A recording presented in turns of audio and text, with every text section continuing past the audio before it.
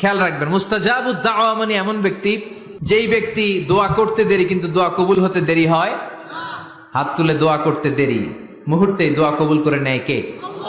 আপনি যদি সব সময় ইস্তেগফারের আমলটা করেন, আপনারে মুস্তাজাবুদ দাওয়া বানিয়ে ফেলবে কে? আপনারা ইমাম আহমদ ইবনে হাম্বলের নাম শুনেছেন? আমাদের ইসলামে 4টা মাযহাবের প্র্যাকটিস আছে, অনুশীলন। হানাফি, শাফিঈ, মালিকি, 4 নাম্বারটা কথা কন। আরো অনেক মাযহাব আছে, কিন্তু এই 4টা মাযহাব বেশি প্রসিদ্ধ। গোটা বিশ্বের মানুষগুলো কোরআন সুন্নাহর আলোকে যে আমলগুলো করে, এটা 4টা মাযহাবের রেফারেন্সের সাথে কোনো না কোনো ভাবে মিলে যায়। এটার প্রথমটা হচ্ছে হানাফি, দ্বিতীয়টা শাফিঈ, তৃতীয়টা 4 নাম্বারটা সবাই বলেন কি নাম?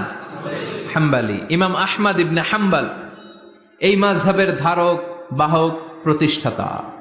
তিনি ছিলেন জগৎ বিখ্যাত মুহাদ্দিস।